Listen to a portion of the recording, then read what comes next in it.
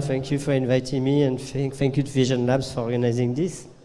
So indeed, I'm going to talk about image processing, but from a machine learning perspective mostly. And of course, image processing is a very old field, but it's actually still quite pertinent because even though the sensors you have in your cameras nowadays are quite good, if you are in low light conditions, or if you have a cell phone which has very small sensor area, or for scientific applications, it's very important to be able to denoise, magnify, etc. pictures.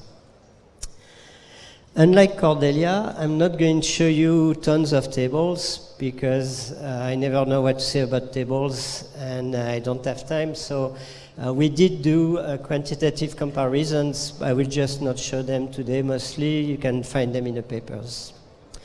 Before I get into technical stuff, I want to advertise our lab. So we're in Paris, beautiful place. We're always looking for new PhD students and new postdocs.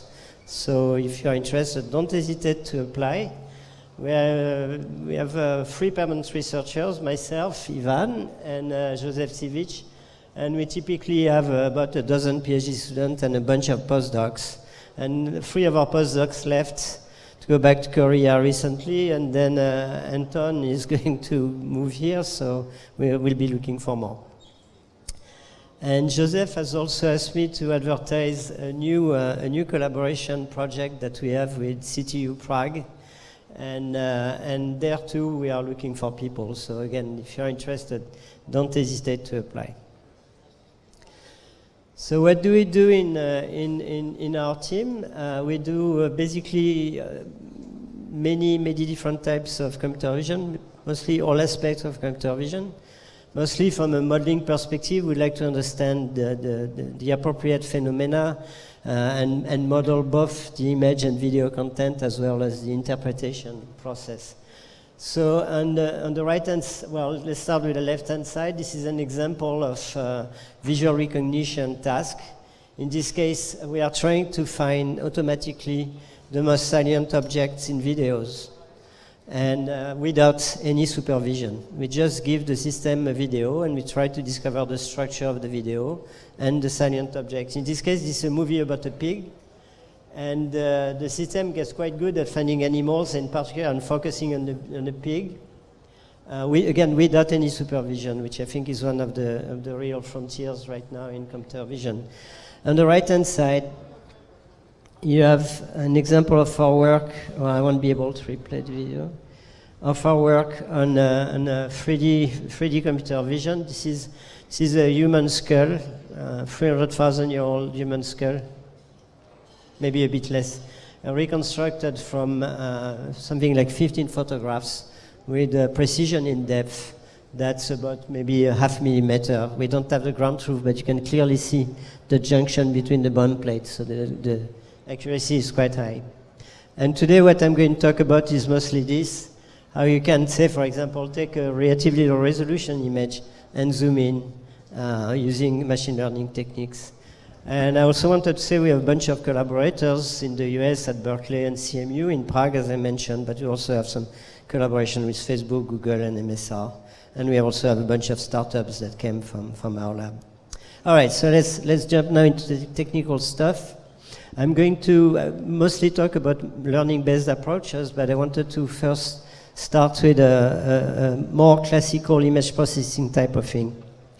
Here, the problem that we are addressing is we are given a low-resolution depth image and a high-resolution RGB image accompanying it, and what we would like to do is upsample the depth image so it has the same resolution as the RGB image.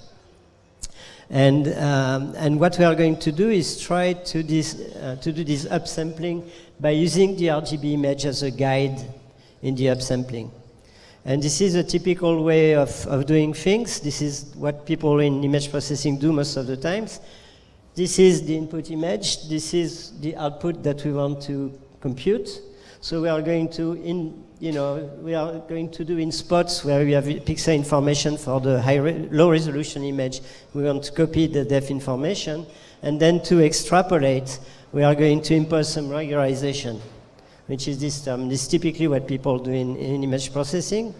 And the twist in our case is that is in the regularizer, is in a smoothing term. And we are going to have a smoothing term that depends on the guidance image, that is the RGB image. So what we want to do is that we don't want to impose smoothing when there are edges in the RGB images. So we want to use the edges in the RGB image as guidance towards reconstructing sharp edges. But we also want to have a smoothing term on the output image that is going to be robust to outliers. So we don't, if we have things that are very far, we don't want them to influence too much the optimization. And it is that way that we can reconstruct very sharp boundaries in the output images without introducing artifacts due to the texture that has nothing to do with depth in the RGB image. And of course, this is typical of what we do in general in the lab. We try to pose a problem, then we try to express it as an optimization problem, and then once you have expressed it as an optimization problem, you need to find the proper optimization algorithm to solve it. In this case, the problem we are trying to solve is not convex, and because of the robust regularizers, what we do is we approximate this non-convex problem by a succession of convex problems. So we can optimize it efficiently using so-called majorization, minimization algorithms, where what we do at every iteration, you take the surrogate for the function that you want to optimize, which is convex, so you can optimize it in closed form. And with this, you can do other things at upsampling. You can do scale sparse filtering. We compare it to a bunch of other methods. But the nice thing is that with this robust regularizer, we can maintain sharp images at every stage of the filtering. You suppress details, but you don't blur the image. You can also do things like suppressing texture. For example, in the Lego picture of Snoopy, we can remove the Lego without, this is the last column, without blurring at all the image, or maybe not at all, but not much. So this shows that there are still interesting things to do in non-machine learning based image processing, but again, what I'm going to talk about from now on mostly is using e-learning techniques. And I think image processing is a domain where these are particularly valuable. So let's start with unsupervised learning. Again, the idea is model, optimize, etc. So what is a good model for images?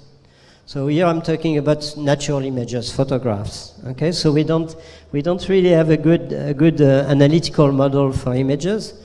Certainly, people say that they live in some manifold of some sort. You know, who knows? Personally, I don't know. Certainly, don't live in a linear space. Okay, but what you can start with is saying, well, first, images are too big, so we are going to look at little squares in images, represent them by some vector, and try to find some representation for that vector. Okay, so the most naive way you could do it is say, well, I'm going to this little patch here. I'm going to decompose it on the base of other patches, some predefined patches, for example, those were here, and I'm going to reconstruct my patch as a linear combinations of the patches on the right. So I've organized the patches on the right in some kind of rectangular pattern, but the pattern doesn't matter at all. Okay, so I take some predefined small images, and I'm going to represent natural image patches that way, by linear combinations. So of course that doesn't make much sense, because I told you, images do not form a linear space. If you take two natural images, you add them together, you don't get something that looks like natural image. So this is not a good model. So instead, what we are going to do is we are going to say, well, I'm still going to take these predefined imagelets or little patches here, and now I'm still going to consider a linear combinations, but I'm going to impose a constraint, and the constraint is that only a few of the coefficients in our combination are going to be non-zero. So in this case, maybe I'm going to say, I'm going to try to reconstruct my patch for, say, 6 different elements in that set on the right. The set I will call a dictionary, and the elements of a dictionary will call atoms. So this is the idea, essentially the intuition at least, is that images do not form a linear space, but maybe that space can be approximated locally by some linear space. And depending on the patch where you are in the image, of course, the combination will be different. Okay? And it turns out this is an idea that was introduced in the neuroscience field and then developed in the image processing field in the 90s and the 2000s. And it turns out that this has proven to be a surprisingly effective model for natural images. So how do you compute such a representation? Well, you want to impose the fact that your decomposition is sparse, that only a few of the coefficients are non-zero. Okay? So let's suppose the dictionary is given. So capital D here is the matrix formed by all the patches that you had on the right.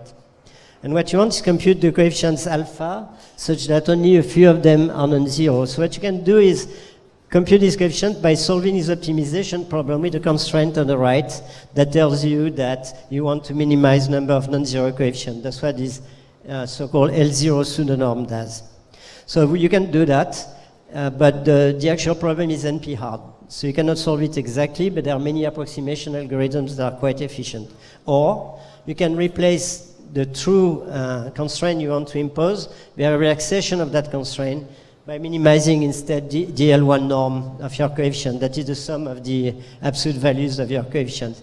It turns out that this problem, instead of being NP-hard, is actually easy to solve. It's a convex problem, and there are many different algorithms, for example, LARS, for solving that problem. Why does the L1 norm minimization induce sparsity? An intuitive thing is that this is the L1 ball in 2 dimensions. If you minimize a convex function over, well, actually a quadratic function over the constraint that the L1 norm is fixed, essentially you are very likely to end up on one corner of the cube and hence have a sparse solution. So this was for a fixed dictionary, but in fact the crux of what we did is to optimize not only over the coefficients for each image patch, but actually compute a dictionary adapted to the reconstruction of natural images. Again, you express that as the optimization of some function. This optimization will be the average of the objective function I showed you over all the image patches that you get. Okay? And you can do that using an online algorithm with stochastic gradient descent. And in this setting, you can prove that this thing will converge and provide the stationary point of your objective function. Once you have done that, you can develop efficient algorithms for, say, in painting. So I give you this 12 megapixel picture here, and that is covered with text, and I tell you where the text is, and I ask you to fill in the details, remove the text. And on the right, this is what you get. And as you can see, at least I can tell well, especially with that display, I can't tell any difference with the things that have been filled in and the original images. But the most important is that because you have these very efficient online algorithms available, then you can do these things on large images. So next, let's try to see if we can use that for denoising. So imagine you have some image to which you have some maybe additive noise, additive Gaussian noise, and you want to remove the noise. The most elementary method for removing the noise is you take a pixel and you average it with its neighbors. This will lower the noise variance, but of course what it will do is also blur the image. Okay? So in 2005, Boades, Morel, and their colleagues introduced an algorithm called non-local means filtering.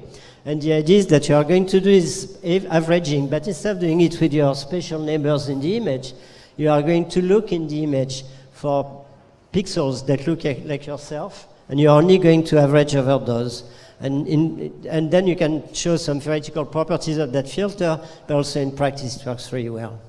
What people have done as well is use dictionary learning, something similar to what I've shown you, to do the denoising. A few years ago, the real state of the art was BM3D. That's from the people from Tampere in Finland. And BM3D borrows both from non-local means filtering and from sparse decomposition. So what you do is you look for pixels that look like you stack them up, you do some DCT transform on them, and then you impose that you have some sparsity on the transform, and you get excellent results. So what we did is take all these ideas together and put them together. And what we did is we look for patches that look like the patch I want to denoise. And then what I'm going to impose is that not that the decomposition is same for all the patches, but the sparsity pattern, the places where there are non-zero coefficient is the same. And that you can do, I'm not going to go into details, but you just replace your L1 regularization, but a slightly different norm is also a convex problem, and you can put it in that framework. And with this, you can take images such as the image on the left and denoise it, as you can see on the right. And I always tell people that I can see the brick structure on the right. Nobody can ever see it by me. I can, yeah, maybe. But it gives very good results. And it actually beats BM3D, even though we don't know anything about machine learning. We know a bit about image processing. And this is not supposed to demonstrate that our algorithm is the best in the world. This is supposed to demonstrate that these sparse coding dictionary learning techniques have a lot of potential. And you can do that. People sometimes complain about test images like this because Gaussian noise. You can do that on real images. On this screen, I don't think you can tell the difference. But this works quite well in these low light things compared to commercial algorithms. You can use the same kind of techniques for demosaicing. So as you probably know, an RGB camera does not measure RGB at every point. It only measures R or G or B, and then the color image is reconstructed by extrapolation. So there's still a research problem on doing the extrapolation as well as possible. This is a very good algorithm, actually, dictionary learning. This is dictionary learning with the structure sparsity method that I showed you. And as you can see, there are both spatial and color artifacts on the top case, and these are reduced in the lower case. All right, so this was unsupervised learning. So we learned the dictionary to do what? To reconstruct the patches as well as possible. But what about using supervised learning techniques? It turns out image processing is a very good domain for that, because it's very easy to generate synthetic image pairs. When Cordelia was showing you the people that they have simulated, it's very complicated because you need to do motion capture, then you need to dress up the people in a representative amount of clothes, you need to have a representative number of backgrounds, etc. In image processing, typically, not always, but typically, you can take your clean pictures, you can degrade them, you can generate as many as you want, and then you can try to learn the inverse process. And we can do that with dictionary learning. So before, the objective function I was minimizing was just the least squares difference with the regularizer. Here we are just going to replace the least square objective by the expectation, by the average of some loss over some task. And this task might be a regression task, it might be a classification task. Okay? And it turns out this problem is a priori complicated because the alpha star here is not a smooth function. And so a priori it's complicated, but it turns out that you can show that this expectation, and it is because it's an expectation, is actually differentiable, and that can be computed in closed form as an expectation as well. What this means in practice is that you can actually use stochastic gradient descent to optimize that thing. With these techniques, as I said, you can do classification. So this is not an image processing task, but I like it, so I'll show it anyway. This is an art authentication task. I'm given a bunch of fake Bruegel the Elder, and I'm given a bunch of real Bruegel the Elder. Can I tell the difference? So it's a very small database. I think there are 13 paintings. So like 6 of them are fake, 7 of them are real. So we train of all but 2 of them, and then we test on the remaining 2, and then we permute over all possible combination. The way it's done is interesting as well. We don't try to classify the whole image. We train a classifier to classify a patch. I mean, all the patches in the image, of course, but it's patch by patch we try to classify. If you classify the patches and you get the success rate, fake against authentic, you get about, I think, 65% success rate, which is not that great. But then what you do is you let the patches vote. I'm fake, I'm fake, I'm fake. The majority wins, and then you get 100% recognition rate on this data set. And of course, this is just anecdotal evidence. Data set with 13 paintings is not meaningful And we are not going to put, art historian sort of work. But it's interesting that by just looking at a little patch in a painting, you can still decide whether it's the artist or not on a small data set. But to go back to our main problem, you can use that to learn to do deblurring. What you do is you take a bunch of natural images, you blur them, and that gives you training images for that task.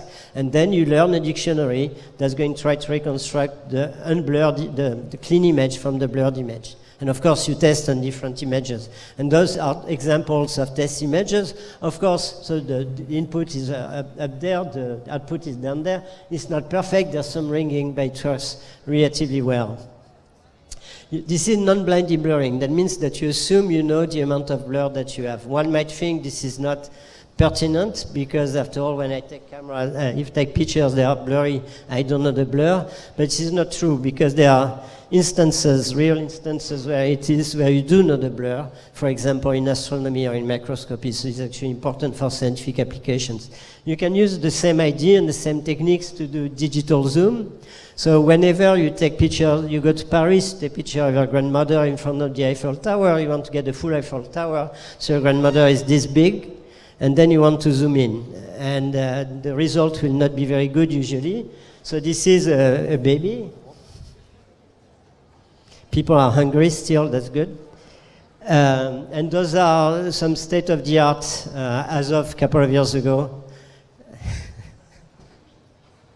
I know I don't know what I'm talking about. So the input picture and a couple of other methods. And this is ours.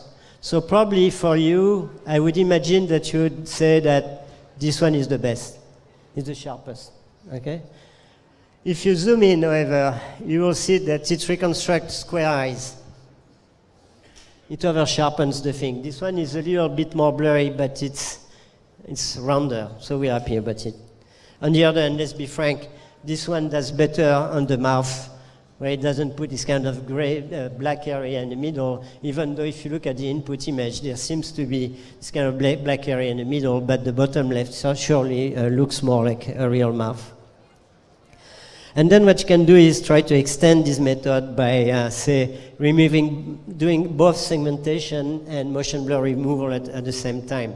This is an example where I assume there's a single moving object with translational motion, and then we try to both estimate that motion, segment the image into the moving part and the non-moving part, and then deblurring the bus at the bottom. All right. And this is for you, and this is from Tetris. And probably, I doubt that there are many people here who have ever seen black and white monochrome display, maybe a fax. You know, there used to be this thing called half-toning, where because you have monochrome display, you took a continuous range image and you created something like that, made of white dots on a black background. And so it used to be that there was this problem of inverse half-toning. I'm given this image, I want to reconstruct the continuous tone image. Well, you can use our method to do that. This is what you get, which is not so bad. Okay, so you still have dots here, but the rest looks more or less like an image, and the edges are still sharp. And again, because the half-toning is done by non-algorithms, it's easy to generate half-tone pictures for training. You can be foolish and try that on a Dürer engraving, which is, you shouldn't be allowed to do that, but we did it anyway. And what you get is reasonable. It's not as pretty as it was before, but it's reasonable. And again, you don't blur the edges. And you can get this kind of results where actually you can recover the cables and everything, which surprised me. But so, all right. So this was one aspect of using supervised learning. Now I'm going to show you how you can use the deep learning that we all like and love more or less in this kind of setting. So today, many of the most successful methods for image processing, as I said, are based on non-local means. So you take a pixel or a patch, and you look for patches in the image that look like it, and you process them together. So you can do it as nearest neighbor finding, or you can do it as clustering. Okay? And this method works very well. There's one aspect that's bothersome, is that if you had clean image patches, it should be easy to find their neighbors. You can think that the L2 norm, say, is a good way to measure the fact that two patches that are clean look the same. But you don't have access to the clean patches. You have access to the degraded patches. And the degraded patches may not look the same at all. Okay? So how do you deal with that? So the idea is very simple. We are just going to build a classification machine based on a black box, and classification machine will tell you which patches look like you. So the black box we use, because it has been shown to be efficient and effective for classification, is a CNN. I have no idea what the convolution layers are. I have no idea if it's VGG or whatever, the net. I don't care, it's a black box. And what we are going to do is learn the classification machine. How? We take as input binary patch, not binary, we take as input patches from clean images, and then we do k-means or GMMs or whatever to find the clusters. And then we have ground truth labels. The labels for now, a noisy patch, are going to be those labels. And I'm going to try to learn a classifier that classifies that patch as one of those classes. Okay? Simple. And then, on top of that, I stack a denoising network. Again, it's a black box. It could be CNN, could be something else. Okay? And what this secondary one is going to do is going to be category level denoising. So depending on the class of the patch, it will use different parameters, with the hope that it will work better. Okay? And so that's what we did. Of course, this thing, you have two CNNs in a row. You should fine-tune them. You should train them end-to-end. We don't so far. So we train them separately. I know it's wrong. We will do it soon. And then we initialize things. It's easy to initialize because we can initialize with a pretty good denoiser already. This is the kind of clusters that you get. The fact, what the cluster corresponds to doesn't matter very much. What is nice is that the CNN actually gives pretty good classification results. Another thing that is interesting in that work, by the way, this is the work of Qian Sun, who is a professor at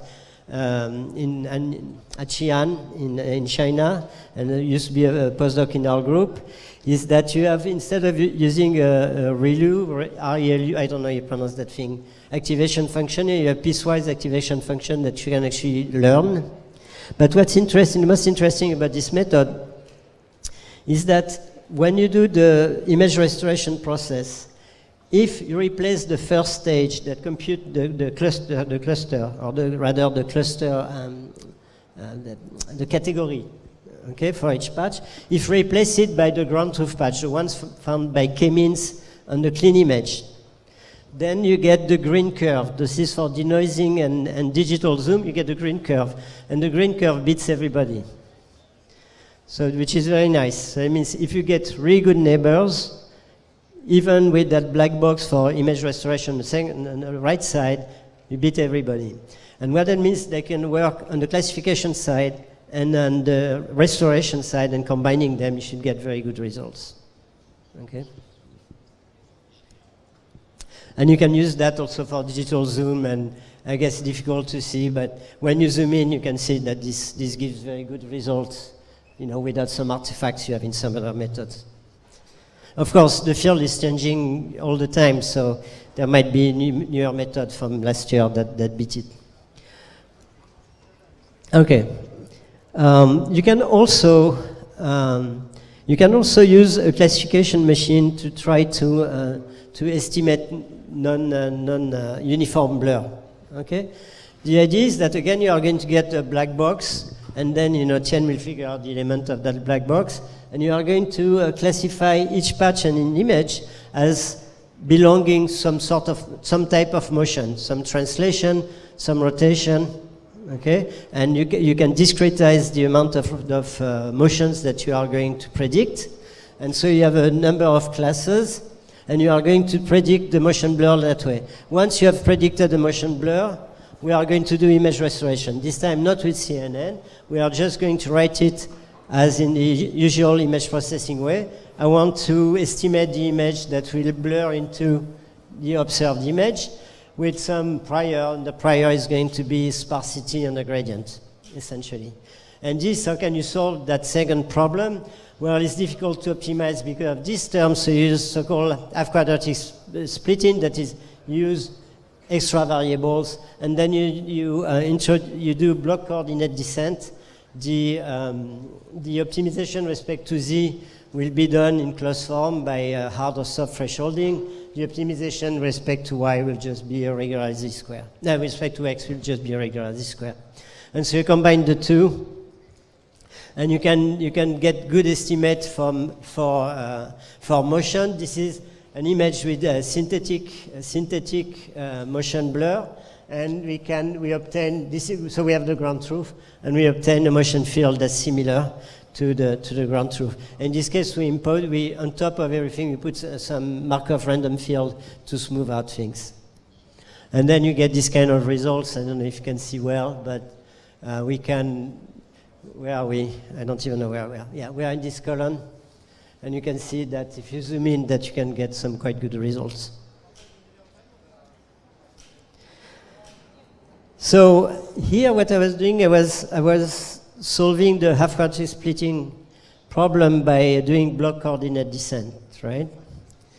I think an idea that's interesting, that's not completely new, is to enroll the half-quadratic splitting algorithm into the CNN. It's an idea that, as far as I know, was first proposed by Jan LeCun and his student Gregor, or collaborator, for dictionary learning, the sparse coding type of stuff, where you can take an existing iterative algorithm and you can enroll it for a few iterations into the CNN. So the CNN is not going to do just what it does normally, a bunch of collusion and then just backpropagation. You are going to put in it, embedded in some algorithm. And I think that's an idea that's extremely promising. So you can actually do that with the half-quadratic splitting stuff. You just put a finite number of iterations, and then you put that in network. And in general, I think it's interesting to put algorithms in the CNNs and then try eventually to optimize their parameters. If you do that, you get results that are similar to the previous algorithms, state of the art, but it runs between 50 and 400 times faster than the iterative thing. All right, let me conclude by saying that I've been faster than I thought. Maybe I could have shown you the tables faster than I thought. I would conclude that learning is not everything. You should, I think, envision. I've talked about black boxes, and I think they have proven to be quite good and efficient and effective and all that. But you should also remember the physics of the problem, physics in terms of image formation, of course. And just conclude with one example. That's some work we did with Joseph Sivic and Andrew Somman and Joseph's student Oliver White a few years back. And it's how to remove motion blur, assuming the motion blur is not due to moving object, but it's due to you shaking. Okay, which happens so at time you drink too much or there's not much light, and you shake a bit while you take a picture. In low light, long exposure, the picture will be blurry. So you can show that under very reasonable assumptions, most of the blur is not due to translations of the camera, but to rotations. Okay, it's assumptions about the distance to the subject, your camera, and all that. But it's quite reasonable to do that. And then the idea is very simple. If that assumption is true, how do you get a blurry picture? Well, you integrate over the exposure time a bunch of non-blurry pictures, sharp pictures, that you sum up over the exposure time. What does it mean? It means that you have an analytical model of blur. And that analytical model will be bilinear. It will be a function of the motion, it will be a function of the sharp image. Okay? Moreover, the images you will obtain after rotations will be deduced from each other, from one to another, by homography, by projective transformation of the image plane. So not only do you have an analytical model, but it's a parametric one. And so you can estimate the parameters of that model. And once you have estimated the parameters of that model, you can invert it. And that's what we did, what Oliver did, I should say. And you probably can't see very much the details, but we compared it to what at the time was the state of the art, which is Rob Fergus's method. And it works quite a bit better. There's ghosting in the top image that is not there in the bottom image anymore. Of course, not perfect. The display hides some of it, but there's ringing and things like that, but it works reasonably well. So the message here is that don't forget the image formation process, because there are things in there you can exploit. And I'll stop there. I'll just, for fun, show you. Well, it's not. You should show a video. So this is work we do with a small company in France called Iconem. And what you are looking at is not, this is Pompeii. This is not a video of Pompeii. This is a 3D model reconstructed from 30,000 pictures taken by a drone, which showed that there are other applications of computer vision that can be used quite well nowadays. And they used to use my software, but I think now they're using either Russian software or the Czech one. So I will be happy to answer questions if you have any. Thank you.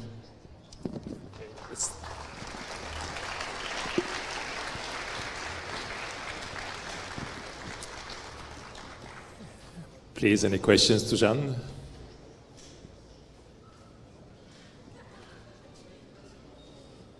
And if there are real image processing in the room, people in the room, I apologize to them, because of course I don't know anything about it. So.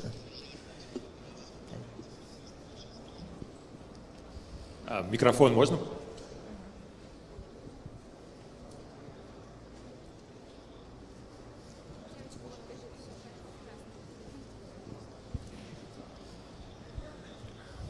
So, thank you. The second, I have two questions. The first is very small. What are samples? What are sizes of small images in dictionary you use? So, yeah, go ahead. And the second one, you told that you use this dictionary to remove noise, but I don't understand how do you use? Yes. Okay. How do you do it Sure. in unsupervised mode? Probably you need to remove some samples of dictionary from image and restore it back. Okay. But how the program decides what samples should be removed? Sure. Okay, so for the first question, I think we typically use patches that are of size probably something like 10 by 10, and dictionaries of size maybe 500. Then we take, 10,000 natural images to pre-train, and then when we test, we fine-tune on the test image. Now, for how do we denoise, actually, so the method is not principled there. The idea of the method is that sparse coding encodes clean images well, but doesn't encode the noise well. So we replace the patch by its reconstruction by the dictionary, and turns out to work very well.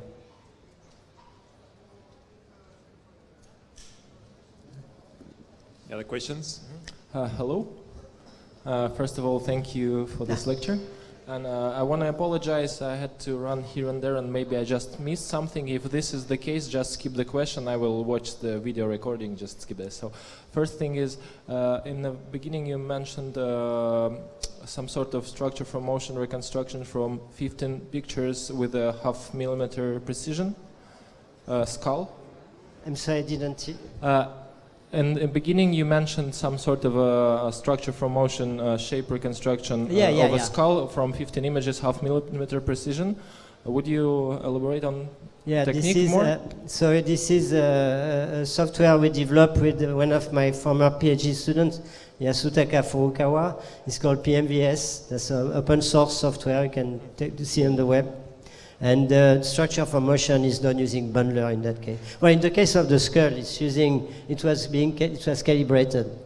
But nowadays, say for Pompeii, we use a bundler to estimate the motion. Okay, and the second one, do you have any cases of real-time image processing and The what? I'm sorry. of real-time image processing? Do you have any Real cases? time? No. So people ask me that quite often. No, we don't do real time.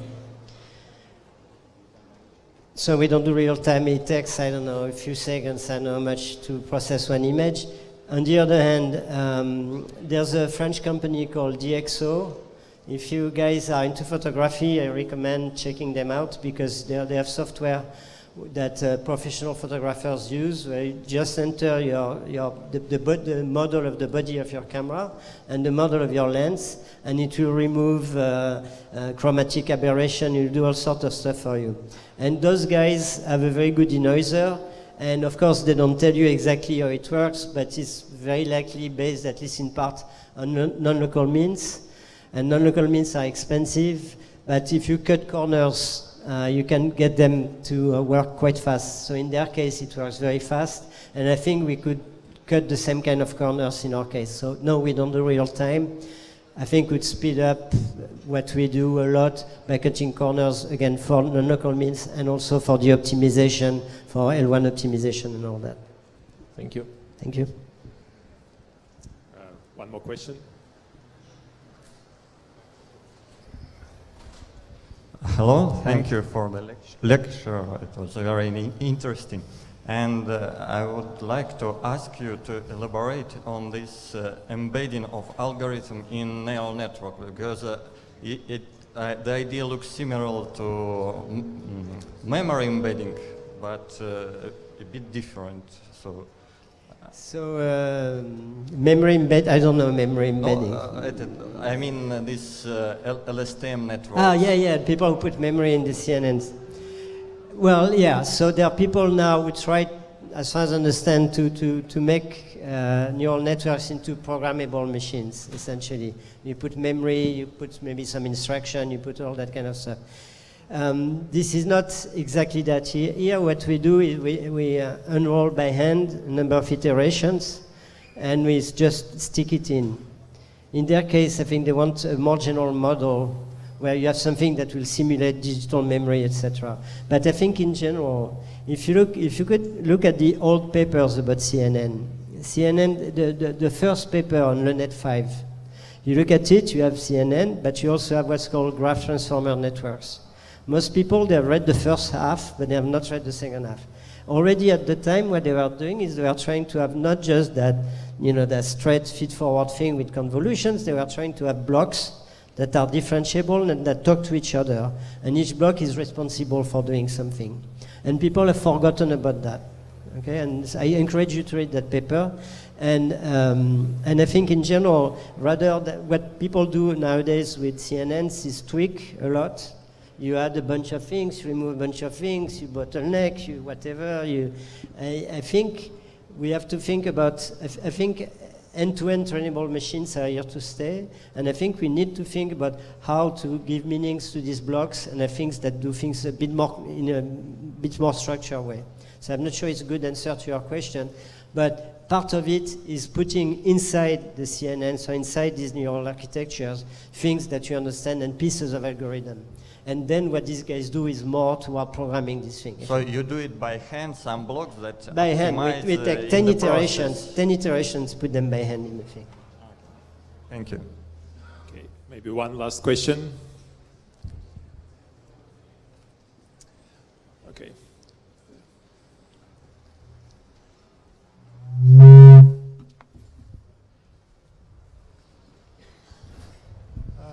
Could you elaborate some more details about your work on the detection of fake paintings? Was it a single class classifier or just binary classifier, fake, not fake? It's binary classifier, fake, not fake, plus false classification. At the end you give two examples, one fake, one true, and you have to decide which one is which. So it's very constrained, very constrained. Mm-hmm. And then for an engraving, the fact that you can recognize the artist in an engraving is intuitively plausible, because you can imagine that the way you do things locally is your own signature. And again, I'm not pretending this would work for paintings in general, and I've talked to art historians for other things, and it's a big market. There's a lot of money. There are people who estimate that in big museums, quite a few of the paintings are false. So you don't want to fuck with this, if you pardon my French. You want to make the right decision.